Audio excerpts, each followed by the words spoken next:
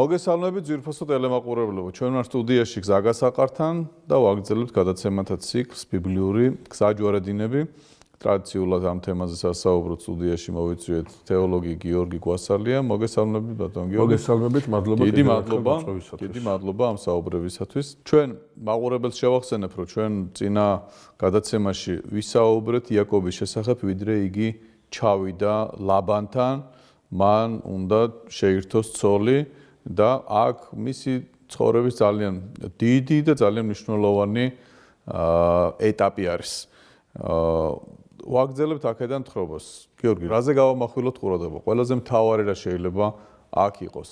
ჩავიდა იაკობი, ჩვენ ვიცით იაკობა როგორ აიღო კურთხევა, მამამისისგან პირველობაზე, ისააკისაგან და ეხლა მის ცხოვრებაში არის გამომდინარე იმ გადაწყვეტილებიდან რაღაცა გარკვეული გზა ჩასული არის ლაბანთან, შეხვდა მის მომავალ მეუღლეს და იწყება ცხოვრება უკვე თავის მომავალ სიმამრის ოჯახში. ძალიან საინტერესოა, რომ როდესაც იაკობი ლაბანთან იწყებს ცხოვრებას, იმავდროულად ლაბანთან იწყებს მოღვაწეობასაც. რაღაც ეს არ არის ის სიუცე, სადაც იაკობი უბრალოდ გაერიდა ესავს და რაღაცა სადღაც თავის შეაფარა და კომფორტულად არის. არა, მთელი პრობლემა, მთელი სიმძიმე. სწორედ აქ მოდის იაკობთან დაკავშირებით. ლაბანი ჩვენ წინა გადაცემაში მე უკვე აღვნიშნე, გამოიცვალა სხვანაირია სიმდიდრემ, მას სხვა შესაძლებლობები მისცა, ხოლო ამ შესაძლებლობებმა ლაბანის აზროვნება შეცვალა, კორექტირება მოახდინა მის აზროვნებაში, ის კერპებისკენ ძლიერ არის მიდრეკილი. ასე თამამად ხმამაღლა ვერ ვიტყვით ჩვენ, რომ ლაბანი პირდაპირ ღრმა და მძიმე კებთაყვანებაში, თაყვანისცემაშია ჩაფლული, მაგრამ აი იქითკენ რო იყურება და ასე ვთქვათ, აი ეს ღირებულებითი თვალსაზრისით დეზორიენტირებულია უკვე, ეს აშკარა.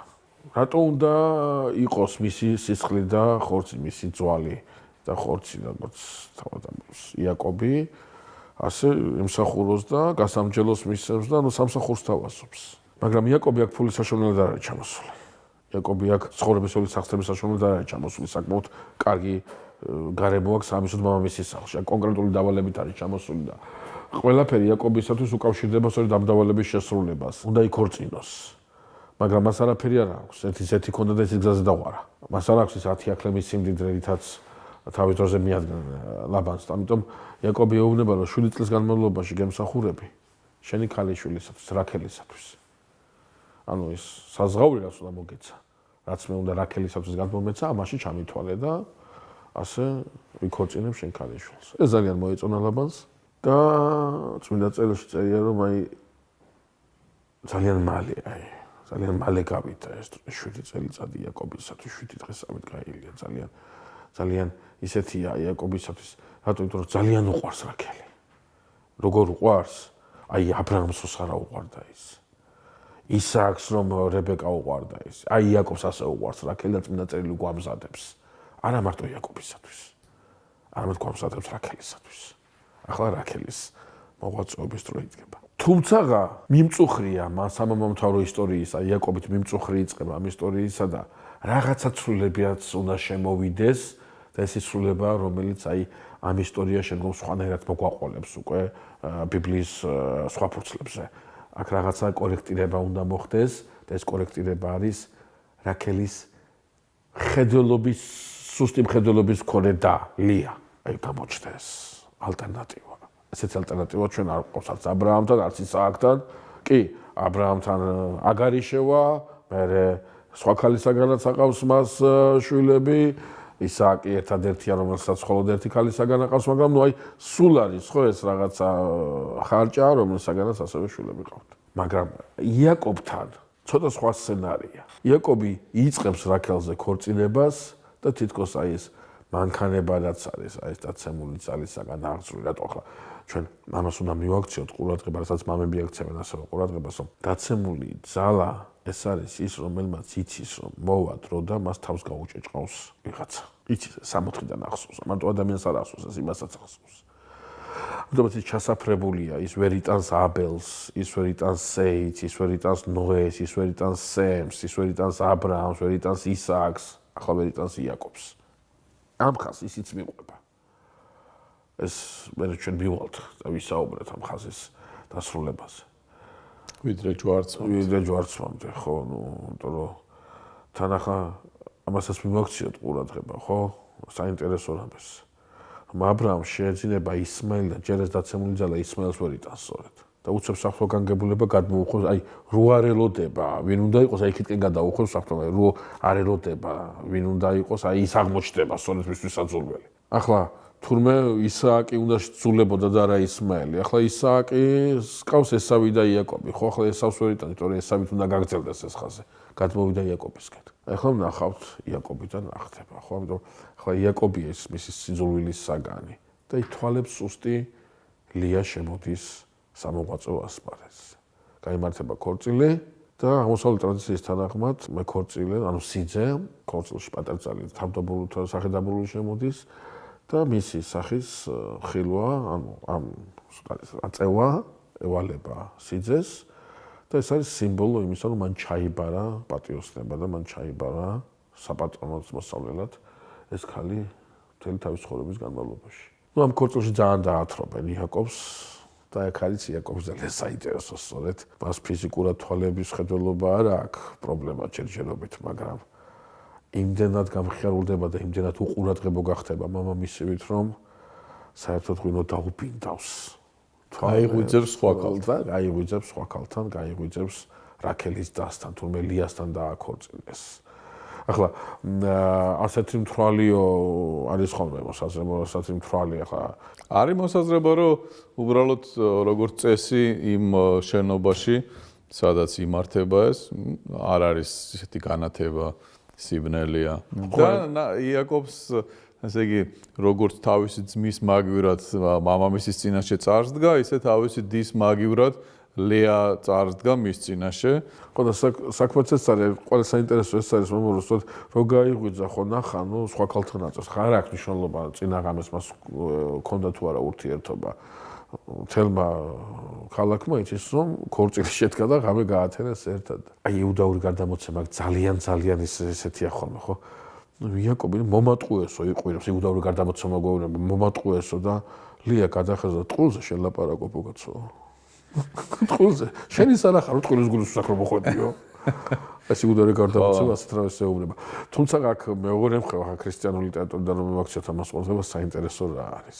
საინტერესო არის გაოგნებული იაკობი. აი ჩვენ ხო ვთქვით რომ ატირდა იაკობი და რო ატირდა აი სულ აი ცრემლები დაზეს. მარტო ცრემლები. მთელი ეს ცხოვრება რაც დარჩენილი. სულ ცდილობენ იაკობი მოატყუონ. სულ ამ შიშის წინა, სულ დამთხალია. სწორედ მართლაც ვეუბნება, ეს გამოყვა იცით, აი შიშმა როგორც ისააკ შიშმა თვალების ხედელობის სიბნელე ჩამოუტანა, ხო, გამოაყოლა. აი აქედან ამ შიშმა იაკობს აი ეს რაღაცა ის გამოაყოლა. სულ დადარაჯებულია, ხო, მატყუებენ და მართლა მთელი ცხოვრება ცდილობენ იაკობი მოატყუონ. ჩვენ მე ბოლოს კიდე შევეხებით. კიდე საინტერესო ამ შიშსაც თავისი საფრთხო განგებულება ახლავს თან. შევეხებით ამას. და რა არის საინტერესო აქ რომ აი ეს მოტყუებული იაკობი უკვე ლაბანთან მიდის და საქორწინებაო და ლაბანიო რა ჩვენთან არ არის ასეთი წესი.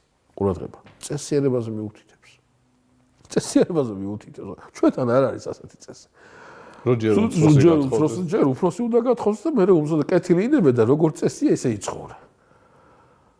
და იაკობისთვის ეს წესი სხვა რამეში დევს. იაკობისთვის ეს წესი დევს რაქელზე ქორწინებაში.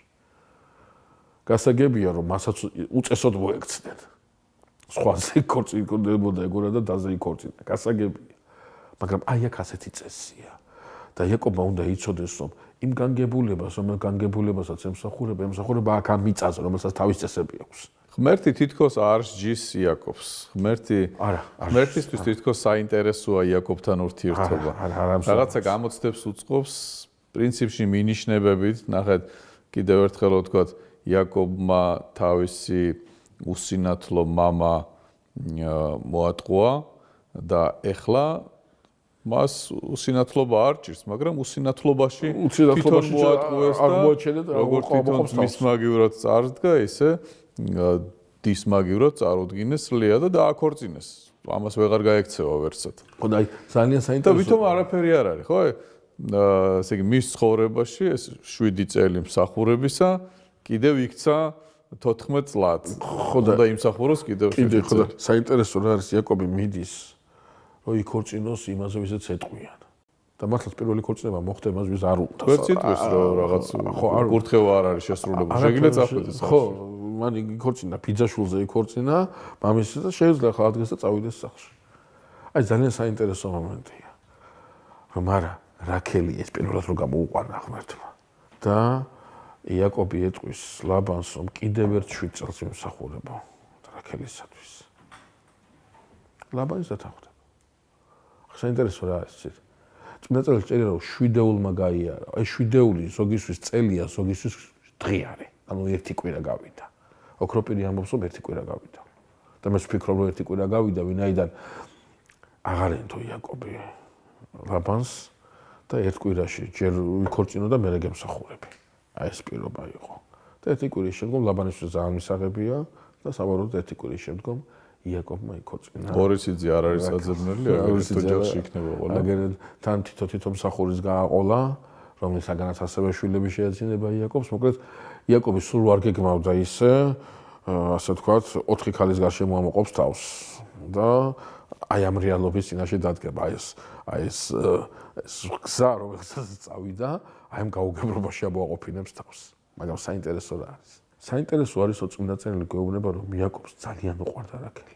ცოლი ყავს ლია, ხარჭებად ყავს ამათი მსახურები, მაგრამ არცერთი არ უყვარს რაქელი. ძალიან უყვარს რაქელი.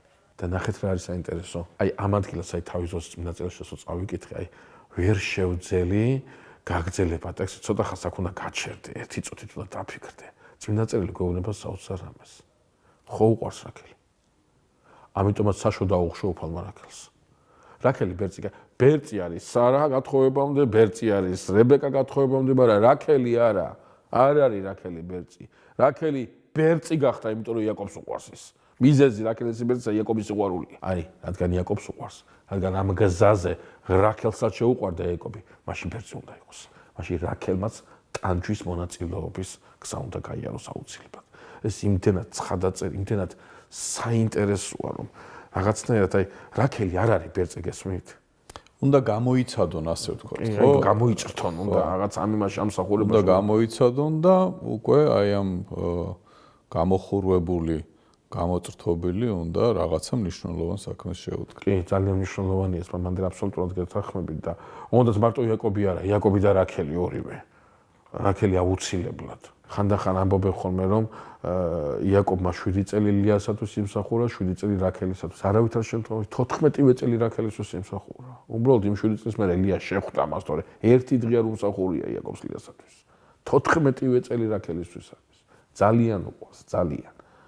აი სწორედ ამიტომ რაქელი უნდა იყოს ბერწი. თორე ეს გოგო სულ არ იყო ბერწი, სხვაზე რო გათხოვილი იყო, მრავალშვილი აიდიდა იქნებოდა და მშვენი რეის ეკნებოდა. არა. ბერწი არის სწორედ ამის გამო. რადგან იაკობს ძალიან ამიტომ დაუხშო უფალმა საშომას. ახლა ზოგადად იაკობი ლაბანთან დაყობს 20 წელიწადს.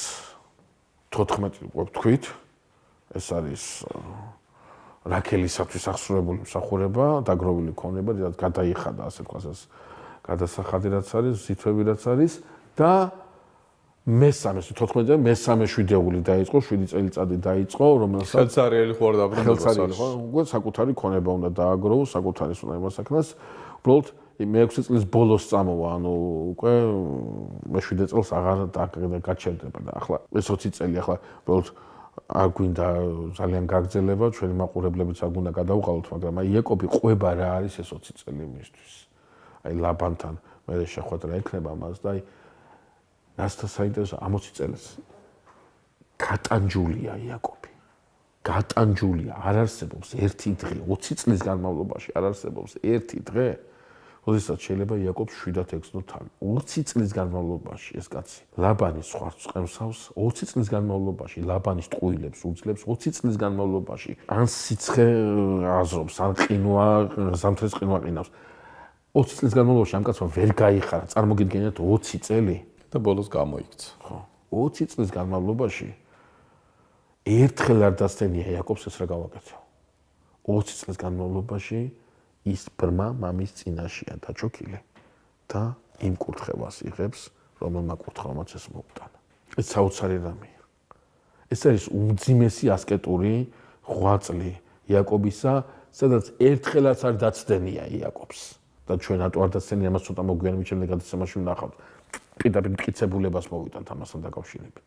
ერთხელაც არ დაცდენია იაკობს, რაც მინდოდა ეს ყველაფერი. პირიქით, რაღაცა სული აქვს იაკობს, რითაც ამოწელს ძალიან ის თამამად უძლებს. რა არის ეს სული? ჩვენ უკვე ვთქვით. ეს არის ის ღვთისმსახურება.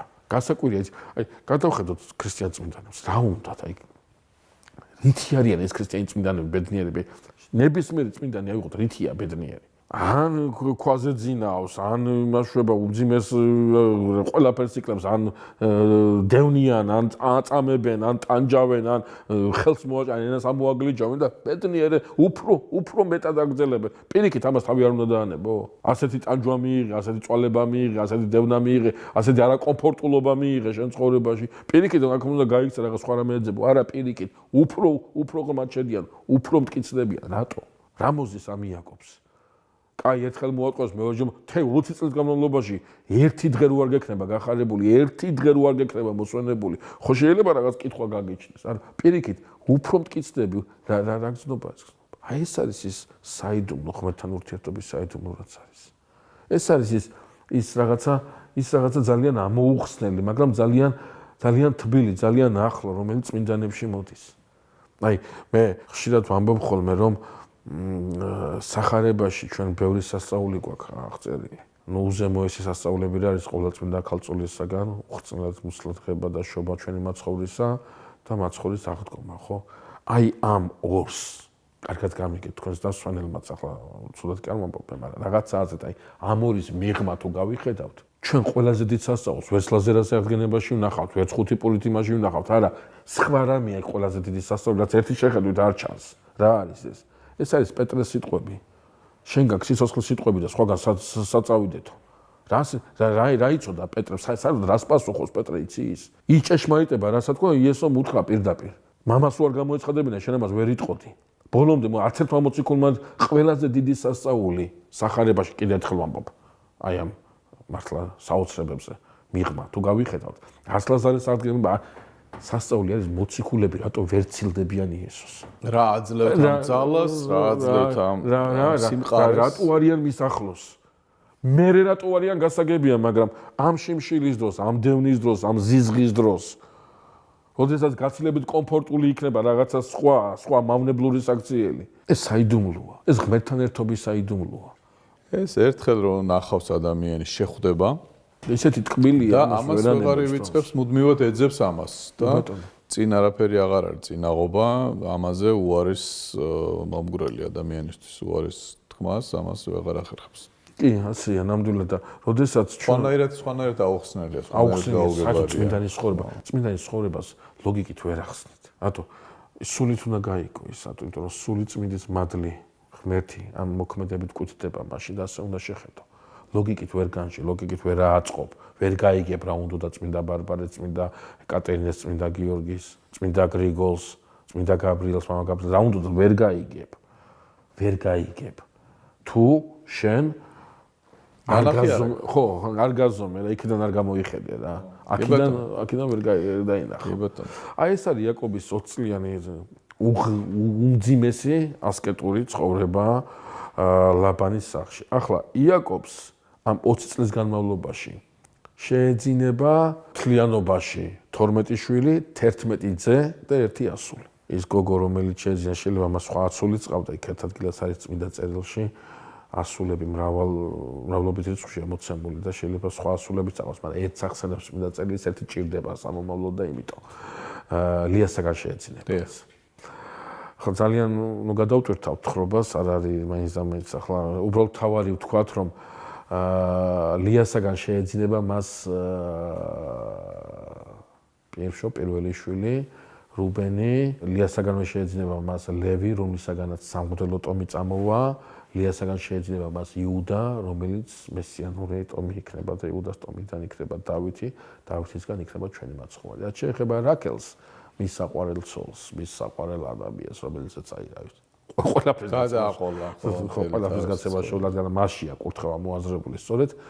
მისგან შეეძინება ლაბანთან ყოფნისას, მისგან შეეძინება იოსები, რომელსაც საერთოდ სხვა თემაა და საერთოდ სხვა თხრობა იწყება წმინდა წერილში, ამაზე თავის დროზე თავის დავაცხადია ვისაუბრებთ. აი ეს 12 შვილი, 11 ძე და 1 ასული, 4 ქალისაგან, რაქელისაგან მხოლოდ 1 ყავს, იოსები ყავს, 20 წლის განმავლობაში უმძიმესი მსახურება აქვს იაკობს.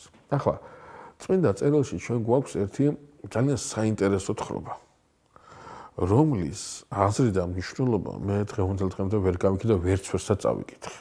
ახსნა. ერთმა ადამიანმა ძალიან საინტერესო მეცნიერული ახსნა მითხრა ამასთან დაკავშირებით და მიმითითა იმაზე, რომ წყალს აქვს მახსოვრობის უნარიო და მეცნიერულად დამტკიცებული ისინი მეცნიერულად მტკიცებდა ამას ყველაფერს და სხვათა შორის ხელის გულზე ცედო რაღაცა ფირფიტა, რომელიც აი წყლიდან გადასული კოპირებული ისინი რა ქვია გამოსახულებები იყო და წესით ასლები არ უნდა ყოფილიყო, ასლებს უნდა ქონოდათ რაღაც დანაკლისი. არც ერთი დანაკლისით არ იყო აბსოლუტურად ერთი და იგივე ის იყო ასლი დედანთან მიმართებაში, ანუ ორ მინაშუა ჩამჯდარი ის იყო რა ქვია ის ფიგურები გამოსახულები რა თხრობაა წმინდა წერილში. ეს 6 წელი რო დადგა, როდესაც უკვე ქონების მოგროვებას იწყებს იაკობი, ლაბანთან გაურიგდება, რომ დაწინწყლულები რაც იქნება, ის იქნება იაკობის და შავი და თეთრი რაც იქნება, ის იქნება ლაბანის. ძალიან ხატულად და ის იშვიათად იგებს ხოლმე. ანუ ცოტა რაც იქნება, ის იაკობის უნდა იყოს და ბევრი რაც იქნება, ლაბანი თავიდანვე ურიგდება ამას და იაკობი თანხმდება და მერე გამოცხადება აქვს იაკობს. როდესაც ფარა ახურვებას დაიწყებს და წყაროზე უნდა ჩაიყვანო, ჯოხი უნდა დაწინწყლოს და ეს დაწინწყული ჯოხი უნდა ჩაყაროს იმაში, რა ქვია, წყალში და უნდა დაალიონ და აი ამას სვავენ და დაწინწყულ ჯოხებს უყურებენ. ფარა იღებს სულ დაწინწყულ ცხრებს და ავივებს და აღმოჩნდება ლაბა ცოტა რჩება და იაკობს ბევრი რჩება. და პირობას უსწრებს მე ლაბანი, არაო ეს ჩემი უნდა იყოს და ანუ ამ 20 წლის განმავლობაში ეს იაკობი სულხელმა მომართულია, მაგრამ შედეგი არაფერი არ აქვს. მაინც ლაბანი ჯობს, ლაბანი ართვს, ლაბანი ჩაგრავს და ასე შემდეგ და ასე. აი ესე ცხოვრებაშია ისა იაკობი. ასე გაიარა 20 წელმა და აი ამ დროს გამოცხადება აქვს იაკობს 20 წლის მერე. გამოცხადება ეუბნება სახლში დაბრუნების დრო მოვიდა. ყურადღება მივაქციოთ. იაკობი არ იღებს გადაწყვეტილებას სახლში, აი აღარ შემიძლია წავედი სახლში. არა, ესეთი რამე არა. სახლში წასვლასაც თავის დრო აქვს. და ეს დრო მიუთითა უფალმა გამოცხადებაში. ახლა აქ საინტერესო რა არის კიდე იცით წმინდა წერილი სანამ აი ამ პერიპეტიებს მოგვიყვებოდა, ასეთ რამეს ამბობს. გამდიდრდა კაცი. ეს სიმპტომატური ტერმინია წმინდა წერილში. წმინდა წერილი როგორც ის ტერმინი სიმდიდრეს ახსენებს, იქ რაღაცა იცვლება, რაღაცა ხდება. ან მოძრაობა უნდა დაიწყოს, ან რაღაცა უნდა შეიცვალოს, რაღაცა უნდა მოხდეს. ტრობა მაინც უნდა დაიწყოს, შური უნდა დაიწყოს, გამდიდრება წინ უსწრებს ხოლმე ასეთ ამბებს. და მართლა წმინდა წერილი გვეუბნება, რომ ქვეგამხედვარე შეიქმნო ძენი ლაბანისანი იაკობის, ანუ იაკობი მაინც გამდიდრდა გესმით, აი რაღაცა პირობები მას სიმდიდრის არ ქონდა, იმიტომ რომ ლაბანისაგან შეთავაზებული პირობები ლაბანს ამდიდრებს და იაკობს არა. მაგრამ აღმოჩნდა მეორე შემთხვევა. კი ლაბანი თავის აზრებს მოტყუებს, მაგრამ იაკობი მაინც დიდრდება და მაინც საკმაოდ ხელმომართული რჩება. და აი ეს იწვევს ლაბანის ძეებში შურის მომენტს. იმიტომ რომ ცოტა მოგვიანებით დაცდებათ კიდევაც ლაბანს მაგიდან დაცდება, რომ ეს ქონება ვისია. რაღაცა თვალი უჭირავთ ამ ქონებაზე, იაკობს ამდენი არ უნდა მიქონდეს. და რაღაცნაირად აქვთ აი ეს ძიმე დამოკიდებულება. ზოგადად აი ჩვენ გვინახე აქ მარტო მატერიალურ ქონებაზე არ არის, როდესაც მაცხოვარი ამბობს დიდარი ძნელად შევა.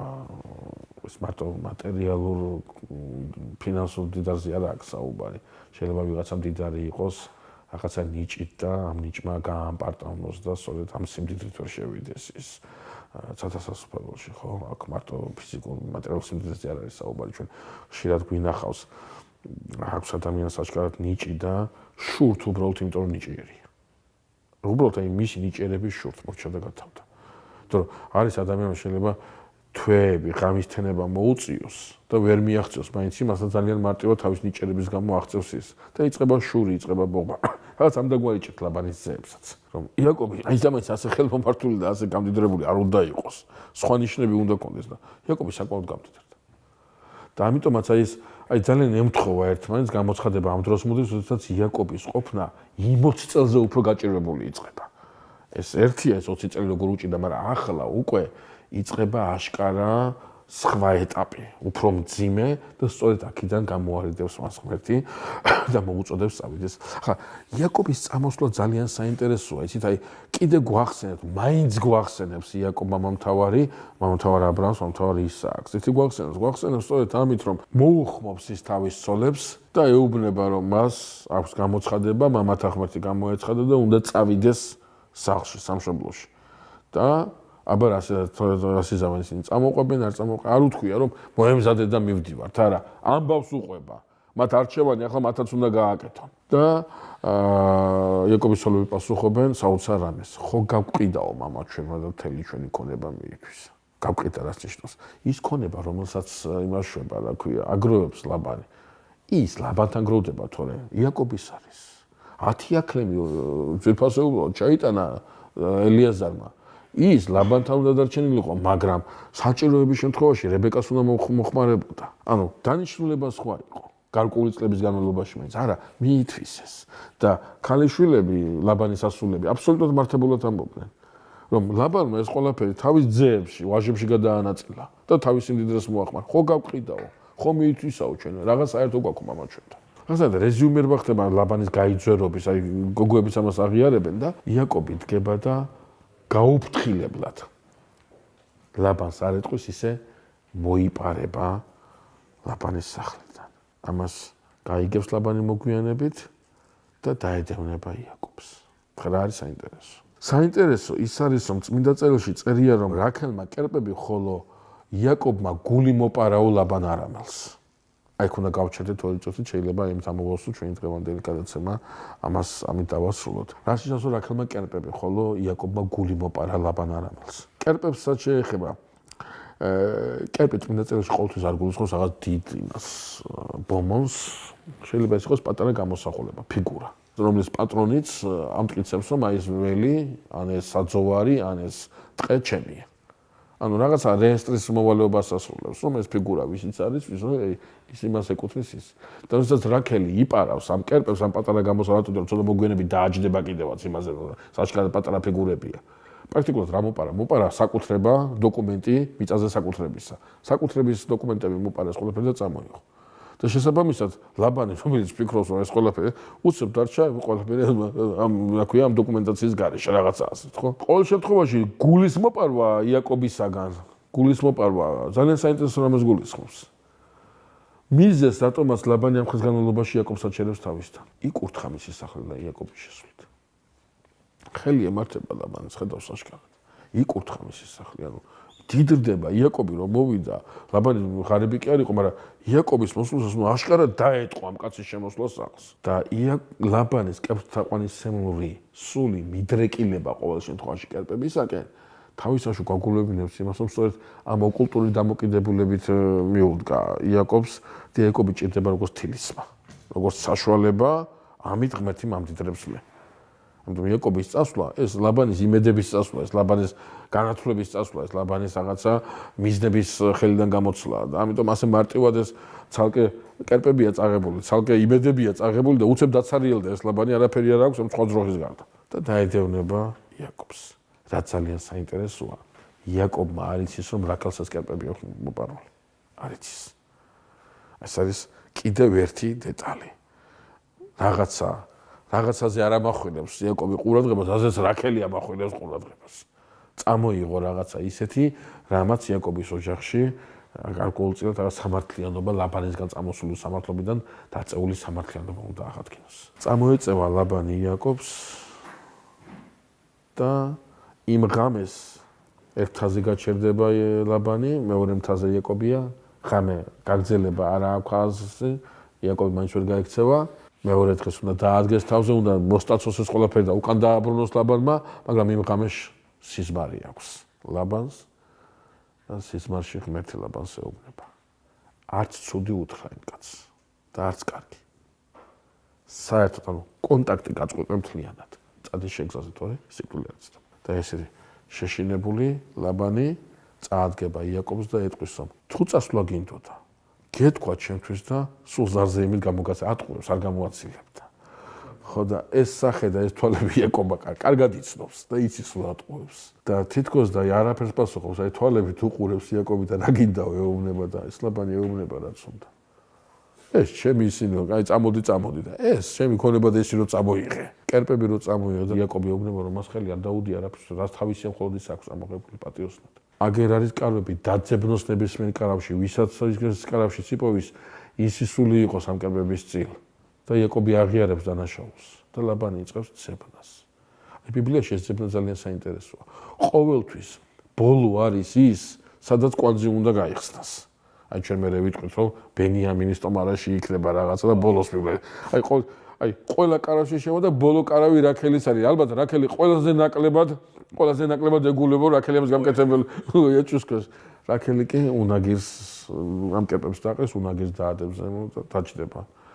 ამაზე და როდესაც მამამისი შევა რაქელის კარავში, რაქელი მოუბოდიშებს მამას, ბატონობით მიმართავს, მოუბოდიშებს რომ დედათა წესი ჭირს და ვერ მოძრაობს, ამიტომ და ზოგადად იმ ეპოქაში ისეთი იყო რომ ის დეზინფექცირება სანამ არ მოუწევდა იმ ადგილს, იქ კაკალება არ შეიძლება და სასწრაფოდ გამოვა გარეთ. ეფრემასური ამბობს, იმდენად შეურაცხყოფილი იყო რაქელისათვის კერპები, რომ ზედაც დააჭდა კიდევაც, რომ არანაირ ყურადღებას რაქელი ამ კერპებს არ აქცევს. და ლაბანი გამოვა და ლაბანი რაქელის კარევიდან ხელსარიელი გამოვა, აი იაკობი როგორც აი ერთ კარავში შევიდა, აი ელოდება გესმით, აი ბოლო კარვიდან რომ ხელსარიელი გამოვა. წესით ლაბანი ხელსარიელი არ უნდა გამოვიდეს ამ კარვიდან. წესით ლაბანი უნდა გამოვიდეს, აგერ კერპები უნდა აჩვენოს, მაგრამ ხელსარიელი გამოვა ამ კარვიდან. და აი 20 წლის განმავლობაში რისი თქმაც უნდა იაკობს დავერებუნებოდა. აი იმ დღეს ეტყვის მთლიანად ეტყვის. თელი მტკივილს, თელი მჭირს, თელი განსაცდელსაც 20 წლის განმავლობაში დაათია ლაბანმა იაკობს. და ლაბანი ამას ყველაფერს უსმენს ხელსარიელი. ეს ძალიან ცოცხალი სცენაა წმინდა წერილში. ხელსარიელი ლაბანი იაკობისაგან ისმენს, რასაც ის სარკეში ჩაახედავს თითქოს ეს კაცი. მოხდება შეთანხმება, აიგება გორა, გალაადის მთა ეწოდება შემდგომ ამ ადგილს. აი ამ გორასაც ლაბანის სამომავლობა უნდა გადმოცეს აქეთ და არც იაკობის სამომავლობა უნდა გადასცეს იქით. მოვა დრო, ერთიც გადაცდება და მეორეც გადმოცდება. ორივე ერთმანეთს ამ შემთხვევაში შთამომავლობის დონეზე ატყუებენ ერთმანეთს. ჩვენი თხრობა რითი მინდა დავასრულო იაკობის სიტყვებით. სადაც მას მოწმედ მოყავს და იფიცებს მოწმეს მოყავს ღმერთი ა ブラ ამისა და შიში ისააკისა. აი ღმერთი ისააკისა ჩანაცვლებულია ტერმინით შიში ისააკისა. ეს ძალიან საინტერესო ადგილია. რა არის შიში ისააკისა? ეს არის ღმერთი ა ブラ ამისა. ეს არის ის შიში რაც ისააკმა ჩამოიტანა მორიას მხარეში აღმართული მთიდან ა ブラ ამთან ერთად. ეს ის შიშია, რომელიც ძრწოლა კი არ არის, კანკალი კი არ არის. ეს არის შიში, არ დაკარგო ის მსახურება, რა მსახურებისათვისაც იაკობა თავი გადადო. ეს არის შიში სამამამთავრო, არ დაიხარჯოს, არ გაქრეს ეს კურთხევა, რა კურთხევითაც ღმერთმა აკურთხა ა ブラ ამი, გაუმეორა ისააკს და დაუმტკიცა იაკობს. ამით დავასრულოთ ჩვენი გადაცემა, ჩვენი საუბარი დღეს. შემდეგი გადაცემა კვლავ იქნება გაგრძელება იაკობის შესახებ თხრობისა, შეხვედრა მისი ესავთან დაბრუნება სახლში. ჩვენ თავიდანვე ვთქვით, რომ იაკობის ცხოვრება იმდენად დატვირთული არის მნიშვნელოვანი დეტალებით, რომ ფაქტიურად ქრონოლოგიურად მივყევით, ახლა გამოსატოვებელიც კი არაფერი იყო, ყველა დეტალი არის განსახილველი და რაღაცა თავისი მნიშვნელობით საყურადღებო. დიდი მადლობა საუბრისათვის. მე მაყურებელს დავემშვიდობები ამ თხრობით, ამ ადგილზე შევწყვიტავთ საუბარს. მომავალ შეხვედრამდე გემშვიდობებით, კეთილი სურვილებით, კარგად ბრძანდებოდეთ. Thank you.